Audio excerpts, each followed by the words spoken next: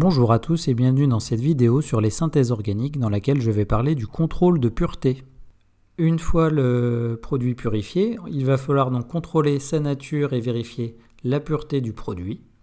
On va pouvoir utiliser les techniques suivantes, donc soit la mesure de la température de fusion s'il s'agit d'un solide, soit la mesure de la température d'ébullition pour un liquide, la mesure de l'indice de réfraction pour un liquide, une chromatographie sur couche mince si c'est un liquide ou un solide, et on pourra également, si on dispose du matériel pour pouvoir le faire, l'obtention d'un spectre infrarouge et d'un spectre RMN.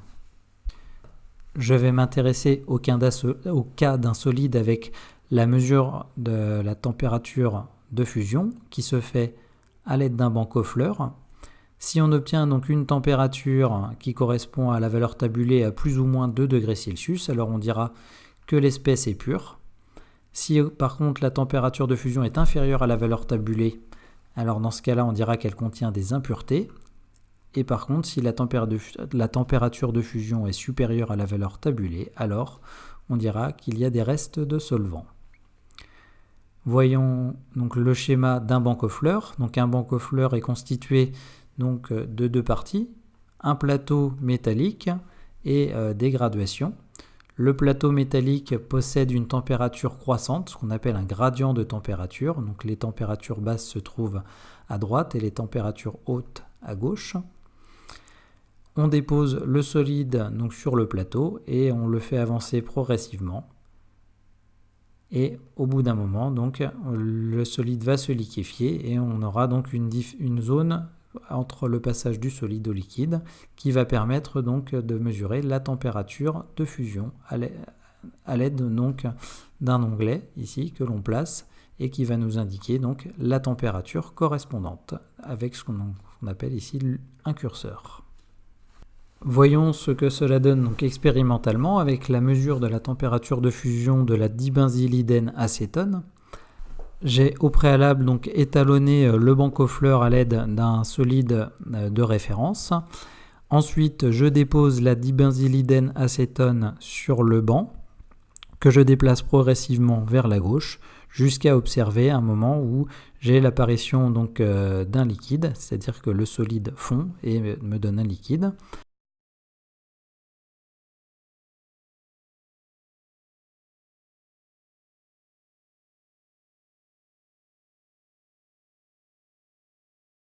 Je place donc le petit curseur entre la zone liquide et solide et je détermine sur les graduations donc la température de fusion de mon solide. J'obtiens ici une température de 110 degrés Celsius. On obtient donc une température de fusion expérimentale de 110 degrés Celsius alors que la valeur tabulée pour la dibenzylidène acétone est de 113 degrés Celsius. Donc on constate qu'on obtient une température inférieure à la température tabulée de 3 degrés Celsius. Donc on ne peut pas dire ici que notre échantillon est pur. Par contre, il contient donc des impuretés. Donc ici, notre solide n'est pas pur, il contient des impuretés. La chromatographie sur couche mince va permettre de pouvoir identifier et caractériser la pureté d'un solide ou d'un liquide. Une chromatographie sur couche mince utilise une cuve, un couvercle, une phase mobile que l'on nomme éluant, une phase fixe qui va correspondre soit à du papier filtre ou alors plus souvent une plaque en plastique recouverte d'un gel de silice et d'échantillons témoins à analyser. La plaque ou phase fixe va être placée dans la cuve et donc le liquide, l'élément, va monter par capillarité le long de la plaque en emportant donc les espèces chimiques présentes dans les dépôts placés sur la ligne. Suivant donc la nature des espèces chimiques, le chromatogramme peut être incolore. Dans ce cas, il va falloir procéder à une révélation pour faire apparaître les taches. Cette révélation peut être faite soit par une méthode chimique ou une méthode physique. Donc la méthode physique la plus utilisée est l'utilisation d'une lampe UV. Et les méthodes chimiques sont soit l'utilisation de vapeur de diode dans un récipient fermé ou alors le fait de tremper la plaque dans un récipient contenant une solution de permanganate de potassium KMnO4. Une fois le chromatogramme obtenu, il va falloir l'analyser. Donc, chaque espèce chimique va monter à une certaine hauteur sur la phase fixe, donc qui sera caractéristique de la substance. Donc si un mélange formera lui plusieurs taches sur le chromatogramme, donc s'il y a plusieurs taches, il y a plusieurs espèces chimiques, donc ça voudra dire que ce n'est pas un corps pur. Ensuite, si deux dépôts donnent des taches à la même hauteur, alors cela signifiera que ce sont des espèces chimiques identiques, car des espèces chimiques identiques montent à des hauteurs identiques pour un même solvant. Ce qui donne donc sur un chromatogramme, c'est que si nous obtenons donc deux taches ici pour un même dépôt, il s'agira d'un mélange. Et si nous obtenons deux taches à la même hauteur pour deux dépôts différents, dans ce cas-là, il s'agira d'espèces identiques. Donc, voyons donc ce que cela donne avec la chromatographie sur couche mince de l'acétate de benzyle obtenue par estérification de l'alcool benzylique.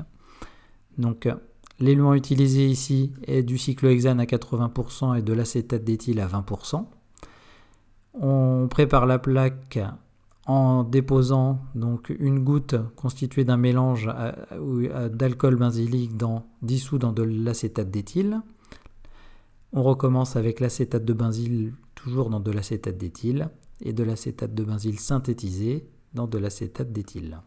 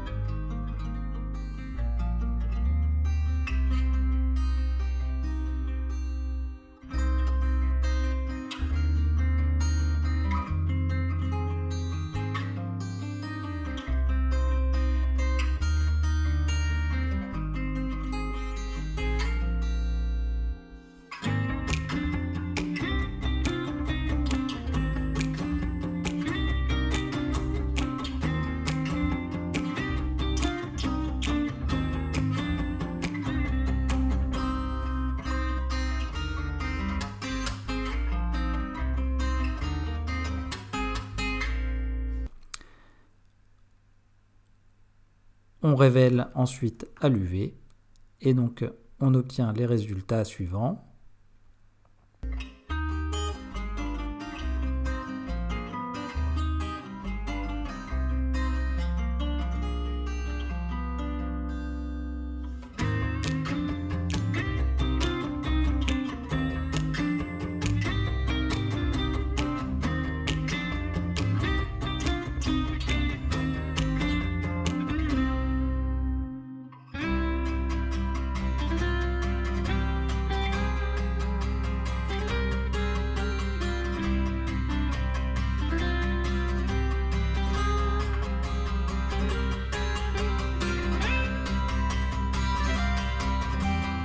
On observe donc sur le chromatogramme obtenu la présence pour l'espèce synthétisée S de deux taches. Il s'agit donc d'un mélange. Parmi ces deux taches, on constate qu'il y en a une qui est à la hauteur du A qui correspond à l'alcool benzylique.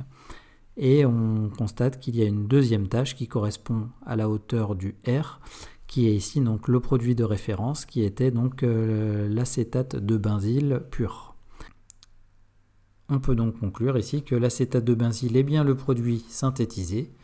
Par contre, on remarque la présence d'alcool benzylique, donc il n'est pas pur.